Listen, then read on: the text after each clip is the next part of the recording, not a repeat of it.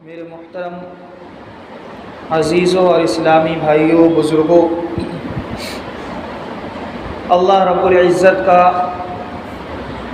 ہمارے اوپر سب سے بڑا جو انعام ہے وہ ایمان کی دولت ہے۔ یہ بات جب بھی میں یہاں آتا ہوں عموماً اس کا تذکرہ کرتا ہوں، اور اس کا اصل مقصد یہی ہے کہ ہمیں رب کے انعامات ہمارے ذہن میں ہمیشہ ہونے چاہیے، اور اس میں جو رب کی جانب سے سب سے بڑی دولت ہے وہ ایمان کی دولت ہے۔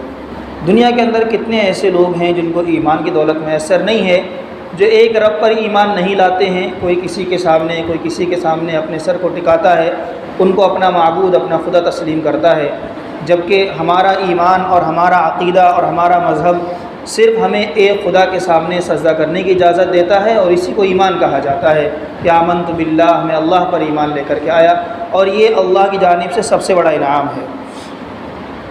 کیونکہ انسان کتنا ہی گناہ گار صحیح، کتنا ہی نافرمان صحیح رب کا، لیکن اگر ایمان کی دولت ہے تو کبھی نہ کبھی جا کر کے تو اس کو جنت نصیب ہوگی ہی۔ لیکن اگر ایمان کی دولت میسر نہیں ہے، وہ کتنا ہی نیکوکار ہے، کتنا ہی خرچ کرتا ہے اچھے راستوں میں، کتنا ہی اپنے والدین کا اطاعت گزار ہے، لیکن ایمان کی دولت نہ ہونے کی بنا پر اس کو جنت میسر نہیں ہوگی۔ بہت سے لوگ اس پہ آج کے دور میں مذاق بھی اڑاتے ہیں جنت کو لے کر کے یا بہت سی چیزوں کو، تو ان کو اڑانے دو۔ ہمارا جو ایمان ہے وہ ہے، کیونکہ پیغمبر صلی اللہ علیہ وسلم کو لوگوں نے ساحر، مجنون، کاہن، دیوانہ، پاگل کس الفاظوں سے نہیں پکارا جب پیغمبر صلی اللہ علیہ وسلم نے ایک خدا کی دعوت دی۔ اور آپ صلی اللہ علیہ وسلم کی تمام خصوصیات میں اخلاق کی خصوصیات سب سے اعلیٰ ہے۔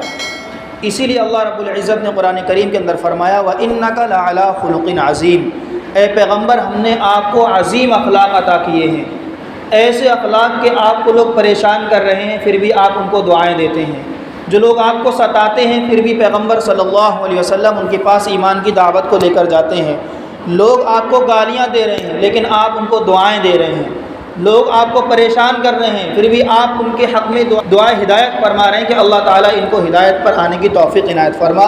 مولا یہ تجھ سے انجان ہے، یہ تجھ کو جانتے نہیں ہیں، یہ مجھے جانتے نہیں ہیں، اگر یہ تیری وحدانیت کو جان لیتے تو یقیناً تجھ پر ایمان لے کر آ جاتے، اسی لیے ان کی اس نادانی کو معاف فرما اور ان کے حق میں خیر مقدر فرما۔ یہ پیغمبر صلی اللہ علیہ وسلم کے اخلاق ہیں۔ اس سے آپ اندازہ لگائیں کہ جن کے اخلاق غیروں کے لیے ایسے ہوں، دشمنوں کے لیے ایسے ہوں، ان کے اخلاق اپنوں کے لیے کیسے ہوں گے۔ ہم اور آپ پیغمبر صلی اللہ علیہ وسلم کے امتی، آپ کے عاشق، آپ کے چاہنے والے، آپ کے نام پر مر مٹنے جانے والے، کیا ہمارے اندر پیغمبر صلی اللہ علیہ وسلم کے وہ اخلاق ہیں یا نہیں ہیں؟ یہ جائزہ لینے کی بات ہے۔ کلمہ تو ہم نے پڑھا ہے لا الہ الا اللہ محمد الرسول اللہ، کہ اللہ کے سوا کوئی معبود نہیں ہے، اور پیغمبر صلی اللہ علیہ وسلم اللہ کے سچے رسول ہیں۔ کیا اس پیغمبر کی تعلیمات ہماری زندگی کے اندر ہیں یا نہیں ہیں؟ کیا اس پیغمبر کے اخلاق ہماری زندگی کے اندر ہیں یا نہیں ہیں؟ پیغمبر صلی اللہ علیہ وسلم جن چیزوں سے منع کیا ہے ہم ان سے رکتے ہیں یا نہیں رکتے ہیں؟ ایک سچا عاشق کبھی بھی اپنے معشوق کو ناراض نہیں کر سکتا ہے۔ تو اندازہ لگائیں کہ وہ محبوب، وہ رحمت للعالمین، جس نے ہمیں دیکھا تک نہیں، جو ہمیں جانتا تک نہیں، جس کو ہمارے نام تک نہیں معلوم، وہ 1400 سال پہلے ہمارے نام سے ہماری مغفرت کے لیے قربانیاں کر رہا ہے، راتوں کو اٹھ کر دعائیں کر رہا ہے۔ کیسے احسانات اس پیغمبر صلی اللہ علیہ وسلم کے۔ تو کیا ایک عاشق ہونے کے ناطے ہماری یہ ذمہ داری نہیں بنتی ہے کہ ہم پیغمبر صلی اللہ علیہ وسلم کی آنکھوں کو ٹھنڈک پہنچائیں نمازیں پڑھ کر، ہم آپ کے اخلاق کو اپنا کر کے اپنے پیغمبر صلی اللہ علیہ وسلم کو خوش کرنے کا ذریعہ اختیار کریں؟ کہ یہ ہماری ذمہ داری نہیں بنتی ہے کہ ہم دین اسلام کو آگے بڑھائیں، اپنی زندگی کے اندر لاگو کریں؟ اگر ہم، اور اس میں کسی کو دیکھنے، کسی ایک دوسرے کی نظر کرنے کی ضرورت نہیں، ہر آدمی خود اپنے اندر یوں جھانک کر دیکھ سکتا ہے کہ میں اس دین پر کتنا چلنے والا ہوں اور کتنا چلنے والا نہیں۔ کوئی کسی کو نہ کہے۔ ایک جگہ ایک مقولہ لکھا ہوا تھا بہت عجیب، اس میں لکھا تھا کہ اگر ہر آدمی اپنے آپ کو سنبھال لے تو معاشرہ سنبھل جائے، کسی کو سنبھالنے کی ضرورت نہیں، بس اپنے آپ کے اپنے نفس کو کنٹرول کر لے، اپنے آپ کو روک لے گناہوں سے، اپنے آپ کو رب کے دربار سے جوڑ دے، اپنے آپ کو رب کے سامنے پیش کر دے۔ ہم اپنی پریشانیوں کا حل دنیا کی معاملات کے اندر ڈھونڈتے ہیں، جبکہ ہماری پریشانیوں کا حل اس اللہ کی مسجد کے، اللہ کے دربار کے اندر ہے۔ یہاں تک نہ آ سکیں تو جہاں بھی سر جھکا دو رب کے سامنے، وہ آپ کے لیے مسجد ہے۔ کم سے کم رب کے سامنے سر جھکاؤ اور مانگو تو صحیح۔ ہم مائل بکرم ہیں، کوئی سائل ہی نہیں، راہ دکھلائیں کسے راہ و منزل ہی نہیں۔ رب تو دینے کے لیے تیار ہے کوئی مانگنے والا، ہے کوئی مغفرت چاہنے والا، ہے کوئی میری رحمت کا طلبگار، ہے کوئی میری مدد کا طلبگار، ہے کوئی رزق کا طلبگار، لیکن ہم رب کے سامنے ہاتھ اٹھا کر مانگنے کو، صحیح معنوں میں تیار نہیں ہیں۔ پھر اس کے بعد ہمارے شکوے شکایتیں کہ ہم پریشان حال۔ میرے بھائیوں، دین سے دوری کے بعد خوشحالی نہیں مل سکتی ہے، یہ یقینی بات ہے۔ آج سمجھ میں آ جائے یا آ گئی ہو یا آئے گی، جب آئے، حقیقت یہی ہے، قلبی سکون، ذہنی سکون اور حقیقت کی کامیابی دین پر چلنے میں ہی ہے۔ اسی لیے علماء لکھتے ہیں کہ اپنے اولادوں کو دین کی تعلیم ضرور دینی چاہیے۔ آپ کچھ بھی بناؤ، ان کو ڈاکٹر بناؤ، انجینئر بناؤ، لیکن سب سے پہلے مسلمان بناؤ۔ سب سے پہلے ایمان والا ہے تو اس کو نماز یاد ہونی چاہیے، ایمان والا ہے تو اس کو پیغمبر صلی اللہ علیہ وسلم کی موٹی موٹی تعلیمات اس کے ذہن میں ہونی چاہیے، ایمان والا ہے تو اس کو نماز کے موٹے موٹے مسائل یاد ہونی چاہیے کہ اگر نماز میں ایسا ہو جائے، میری نماز ہوگی یا نہیں ہوگی، میرا وضو صحیح ہو رہا ہے کہ نہیں ہو رہا ہے، میرا غسل صحیح ہو رہا ہے کہ نہیں ہو رہا ہے، اگر نماز کے اندر یہ غلطی ہے، میری نماز مکمل ہو رہی ہے کہ نہیں ہو رہی ہے۔ اگر ان تعلیمات کو ہم نے اپنی بچوں کو نہیں سکھلایا، اگرچہ ہم اس کو انجینئر بنا لیں، اگرچہ اس کو پائلٹ بھی بنا ڈالیں، اگرچہ ہم اس کو دنیا کے سب سے بڑے عہدے پر بھی ڈال دیں، وہ بندہ آخرت کے اعتبار سے کامیاب نہیں ہے۔ دنیاوی زندگی ہے ہی کتنی۔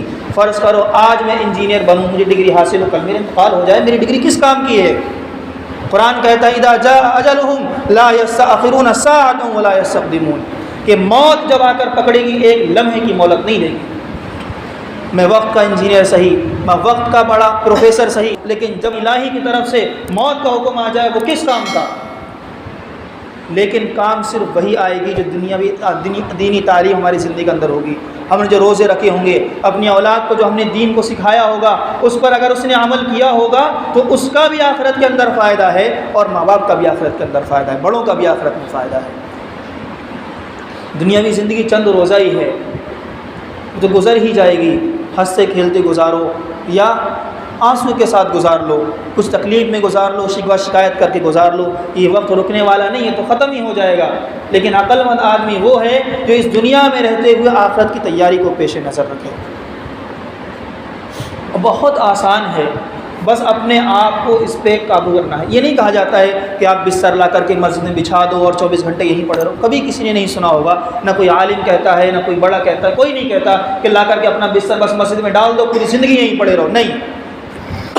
اسلام کی خود تعلیمات یہ نہیں ہے، اسلام کے اندر رہبانیت ہے ہی نہیں کہ بس ایک طرف ہو جاؤ۔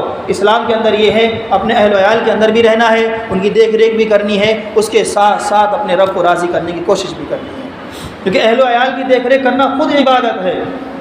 کوئی آدمی اس نیت سے رزق کماتا ہے کہ اس کے ذریعے میں اپنے بچوں کی اچھی تربیت کروں گا، اس کے ذریعے میں اپنی بیوی کی اچھی دیکھ ریکھ کروں گا، اس کے ذریعے میں اپنے ماں باپ کی اچھی دیکھ ریکھ کروں گا، اللہ کے نبی فرماتے ہیں یہ سب اس کا ثواب کے اندر لکھا جائے گا۔ یہ تجارت، یہ محنت، یہ مشقت، یہ بزنس، اگر نیت اچھی ہے تو یہ سب عبادت کے اندر ہے، لیکن اسی کے اندر اگر ہم کوئی جھوٹ ملا لیں، چیزوں کو اختیار کر لیں، تو یہ سب کا سب خراب ہوتا چلا جائے گا۔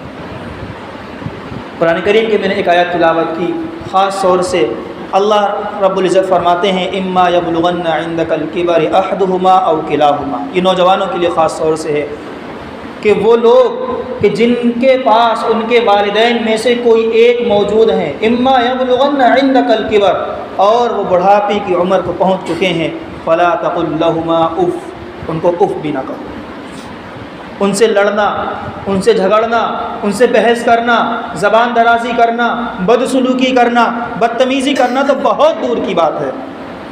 قرآن کہہ رہا ہے وَلَا تَقُلْ لَهُمَا اف، اف کہتے ہیں کہ جیسے والدین نے کہا بیٹا یہ کام کر لو، یہ جو چہرے پہ ایک شکن اور ہلکی سی جو آواز ناپسندیدگی کی، قرآن صاف لفظوں میں اس کا انکار کر رہا ہے، کیونکہ دنیا کے اندر والدین کے مقام کو کوئی نہیں لگ سکتا ہے، ان کا جو مقام مرتبہ ہے۔ آج اگر ہم اپنی دنیا بنا بھی لیں اور اگر ہمارے والدین ناراض ہیں تو ایسی دنیا بنانے کا کوئی فائدہ نہیں ہے کہ ہماری ماں ہم سے ناراض ہو یا ہمارا باپ ہم سے ناراض ہو. اور اگر ہم دنیا نہ بھی بنا پائیں اور ہمارے والدین دنیا کے اندر ہم سے راضی ہیں تو وہ بندہ کامیاب ہے.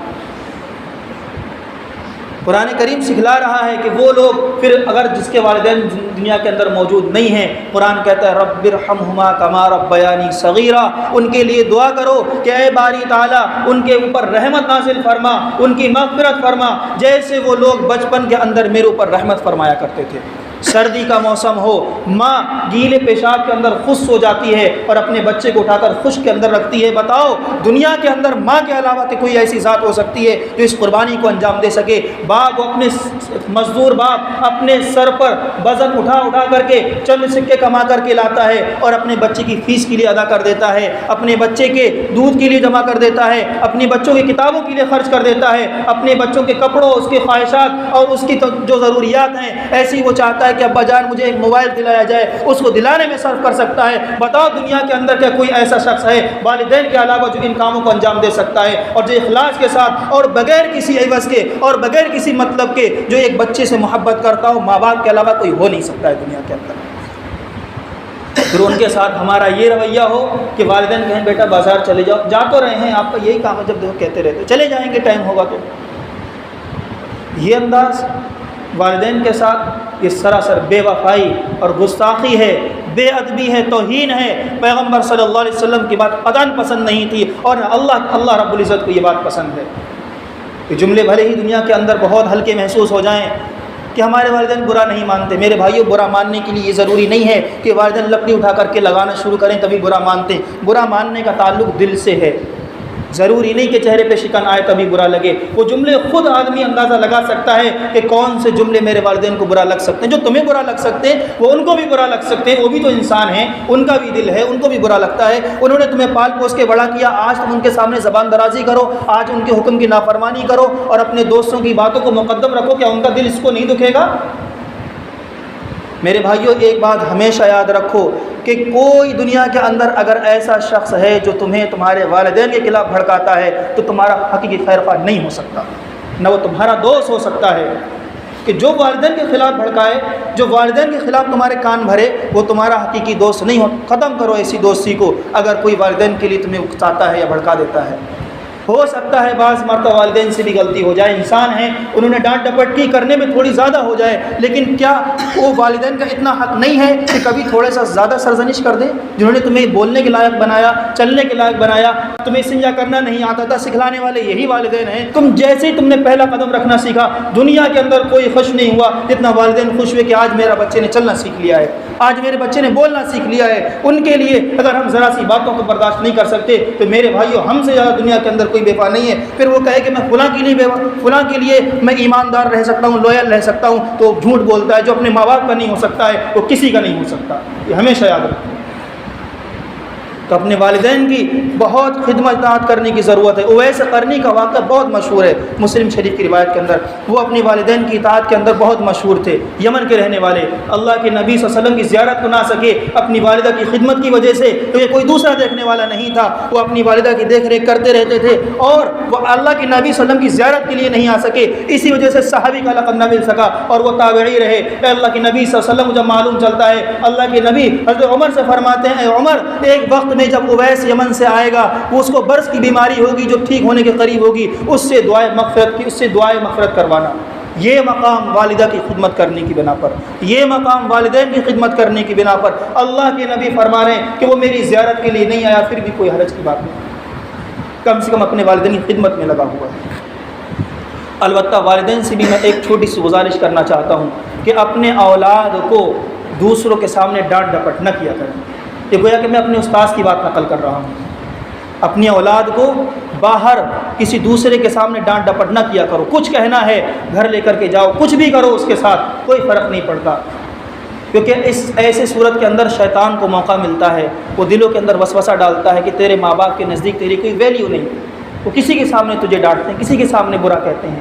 بچوں کو میں یہ کہوں گا اگر کر دیں تو تم صبر کرو، لیکن والدین کو تھوڑا سا احتیاط اس چیز میں کرنے کی ضرورت ہے۔ کچھ بھی کہیں گھر لے جائیں، ڈانٹیں ڈپٹے ماریں، ہر ایک چیز کا حق ان کو اللہ رب العزت نے دیا، لیکن تھوڑا اس کے اندر بھی احتیاط رکھیں۔ اور بچوں سے ہمیشہ کہوں گا بھلے ہی ماریں، بھلے ہی ڈانٹیں، کچھ بھی کریں، سر جھکا لو، یہ معاف کر لو۔ دنیا کے اندر اگر یہ تم کیا ہے صبر کر لو گے، کل قیامت کے دن اس کا اجر اتنا عظیم ہوگا، اتنا عظیم ہوگا کہ آپ اندازہ نہیں لگا سکتے ہیں۔ وہ ایک شاعر نے کہا پیجا ایام کی تلخی کو بھی ہنس کے ناصر، غم کے سہنے میں بھی قدرت نے مزہ رکھا ہے۔ والدین کی پٹائی، ناراضگی کے اندر بھی اگر تم صبر کر جاؤ گے تو اللہ رب العزت کے نزدیک اس کا بہت بڑا مقام مرتبہ ہوگا۔ اللہ رب العزت ہم سب کو عمل کی توفیق عطا فرمائے، اور جن کے والدین دنیا سے جا چکے ہیں ان کے لیے دعائیں مغفرت کیا کریں، رب ارحمہما کما ربیانی صغیرا، کہ اے اگر عربی میں یاد نہ رہے تو دعا کریں اللہ تعالیٰ میرے والدین کی مغفرت فرما اور ان پہ رحم فرما اس طریقے سے جیسے کہ بچپن کے اندر وہ میرے اوپر رحم فرمایا کرتے تھے، مجھ سے کوئی غلطی ہو جاتی تھی اس کو معاف کر دیا کرتے تھے، ایسی میری والدین کی مغفرت فرما، درجات بلند فرما، ان کے لیے دعائیں کرتے رہا کریں۔ اللہ تعالی ہم سب کو عمل کی توفیق عطا فرمائے۔